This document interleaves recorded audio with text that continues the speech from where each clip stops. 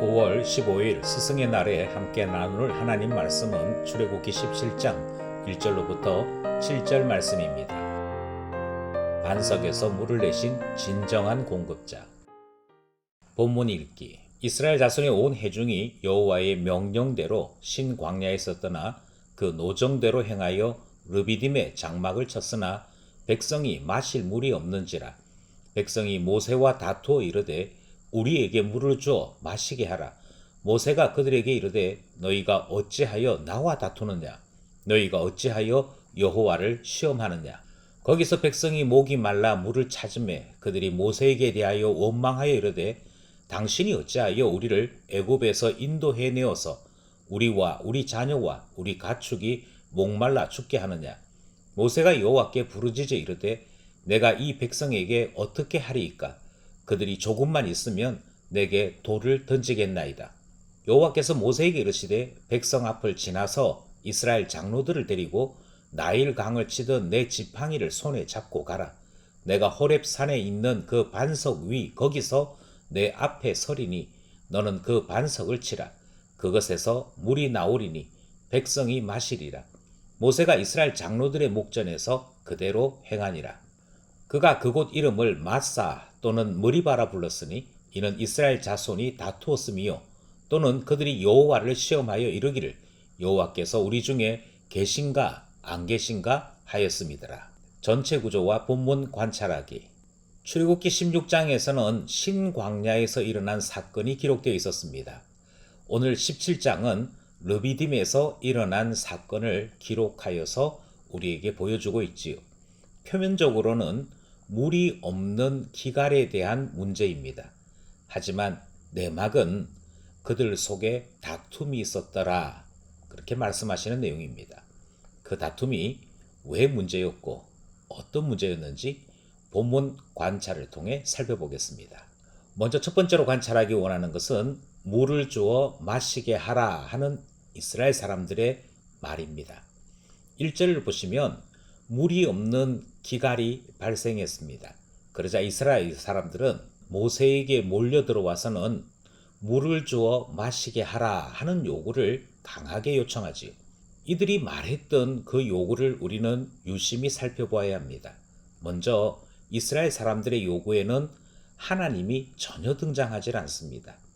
물을 주시는 분은 하나님이신데 하나님에 대한 어떤 표현도 없다는 것은 하나님을 여전히 믿지 아니하는 것이고 하나님에 대하여 어떤 생각도 가지고 있지 않는 것이지요. 또 이들의 요구 속에는 이전에 어려운 일이 있을 때 어떻게 그들이 문제를 해결했든지 그 과거에 대한 이야기도 전혀 등장하지 않습니다. 그러니 그들이 경험한 은혜의 기적이 그들의 마음속에 남겨져 있지 않더라 하는 것이지요. 그들이 소고도 치고 춤도 추었고 노래도 했지만 그들 마음속에 영혼 속에 하나님의 은혜와 하나님에 대한 어떤 것도 남겨져 있지 않은 것을 우리는 보게 되는 것입니다. 4절 말씀을 보시면 이들은 당당히 요구하고 있는 모습을 발견하게 됩니다. 요구하는 정도가 아니라 그들의 요구대로 응하지 않으면 모세에게 돌을 던질 기세가 나타나고 있는 것이고 이것은 오늘날 표현으로 하자면 죽일 만큼 강하게 위협하여서 요구하고 있는 모습을 확인하게 되는 것이지요. 물을 주어 마시게 하라. 이 말 속에 의미가 무엇인지를 살펴보았습니다. 두 번째로 관찰하는 것은 모세의 말인데요. 이 백성을 어찌하리까 하는 말입니다. 4절 말씀에 보면 모세는 이스라엘 백성들에 대한 철저한 실망과 막막함을 이렇게 표현합니다. 이 백성을 어찌하리까? 모세가 이렇게 표현했던 이유는 무엇일까요? 그들의 요구가 너무 강했거나 그들의 표현이 거칠었기 때문이 아닙니다. 2절 말씀에 보면 모세가 이스라엘 백성들에 대하여 철저하게 실망한 이유를 그들이 여호와를 시험하려고 했기 때문이라 그렇게 설명하고 있습니다. 그리고 오늘 본문이 끝나는 7절에서도 이스라엘 사람들이 어떻게 하나님을 시험했는지 그들의 말을 옮기고 있지요. 이스라엘 사람들은 하나님을 매우 조롱했습니다. 하나님이 여기 계신가 안 계신가 이렇게 표현했는데요. 그 말은 하나님이 계시기는 뭐가 계셔? 라는 말과 같은 의미이지요. 이처럼 이스라엘 백성들은 하나님의 은혜를 그렇게 누렸음에도 하나님에 대해 감사하지도 기억하지도 그리고 그것을 생각하지도 않는 모습을 보였던 것입니다. 그래서 모세가 실망과 막막함으로 표현하는 말, 이 백성을 어찌하리까? 이 말의 의미를 관찰해 보았습니다. 마지막으로 마사 또는 머리바에서 나타난 문제를 관찰하고자 합니다. 이 사건은 표면적으로는 물이 없는 기갈의 문제입니다. 그러니 물 문제이지요. 그런데 이 물 문제는 6절에서 모든 문제가 해결이 됩니다. 그런데 물 문제를 해결하고 난 다음에도 성경은 7절 말씀을 덧붙이고 있습니다.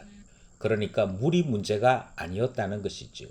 물이 문제가 아니라 성경이 주목하는 바는 그들에게 뿌리 깊게 박혀 있는 불신앙의 문제가 더 심각했음을 우리에게 가르치고 있습니다. 하나님에 대한 불경건, 하나님을 조롱하고 모욕하고자 하는 마음이 그들에게 있었더라 하는 것이죠. 그러므로 물이 있든지 없든지 그것의 문제가 아니었습니다. 자그마한 일에도 시험에 빠지고 그리고 그 문제를 해결하기보다는 싸움을 통하여 그들 스스로를 드러내기 원했던 영적 문제아로서의 그들 모습이 성경은 더 큰 문제라 우리에게 보여주고 있는 것이지요.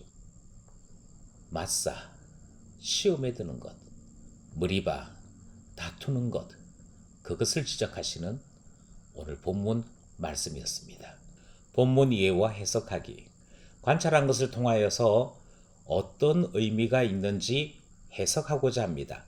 먼저 우리가 살펴보기 원하는 것은 이스라엘이 영적으로 무지하여 보지도 못하고 찾지도 못하는 그런 상태인 것을 우리는 발견하게 되는 것이지요. 하나님께서는 애굽을 나온 이스라엘 사람들을 자주자주 시험하셨습니다.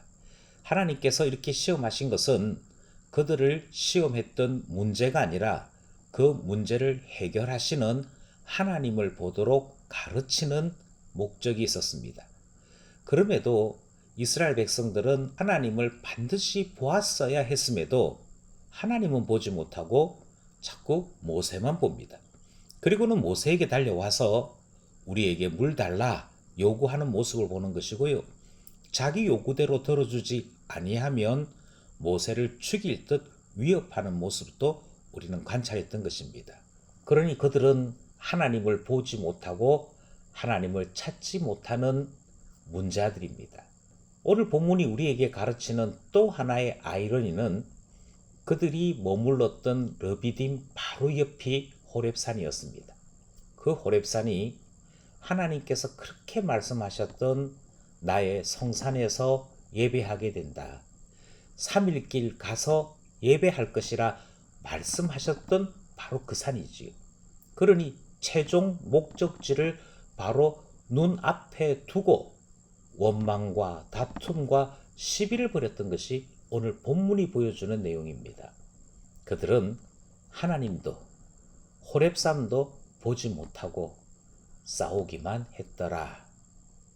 그러므로 영적 무지가 얼마나 심각한 범죄인지 우리에게 말씀하시는 본문이었습니다.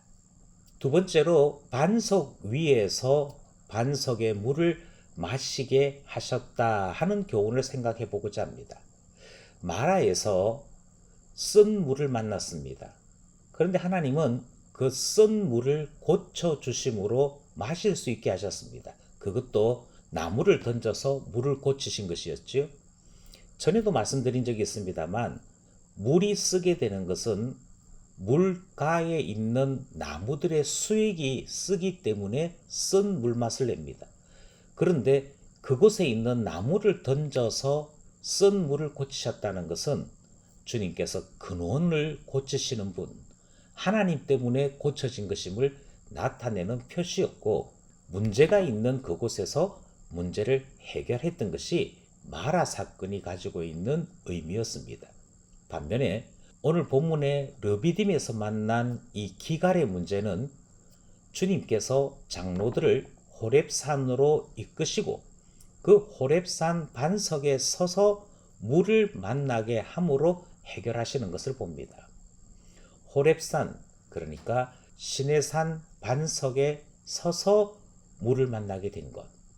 이것은 마치 시내산 돌판 위에 하나님 말씀을 주시는 것을 생각하게 되는 것이고요.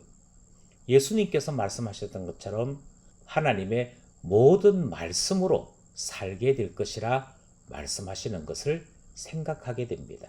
하나님께서 르비딤의 기갈을 호렙산 반석에서 해결하시는 말씀을 통해 하나님의 말씀으로 말미암아 살게 되는 것을 배우게 되는 것이지요.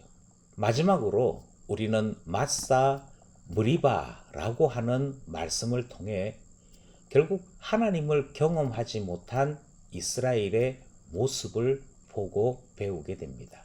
예를 들어서 시험을 쳤습니다. 그런데 시험 문제가 너무 어려웠습니다. 결국 답을 찾지 못했고 틀렸습니다. 그런데 이 문제를 틀린 학생들이 그래서 어떻게 틀리게 되었는지 그것은 살피지 않은 채 부모에게 원망하거나 같은 거부들끼리 싸움을 하고 있다면 그 다음에 똑같은 그 문제 만났을 때 그 문제를 다시 맞출 가능성은 존재하지 않습니다. 아마 분명히 또 그 문제에 틀리게 될 것입니다. 오늘 본문이 우리에게 보여주는 이스라엘의 모습이 다 그와 같습니다. 그들은 하나님을 보지 못했습니다. 오직 사람에게만 집중했고 다시 싸우기만 했습니다.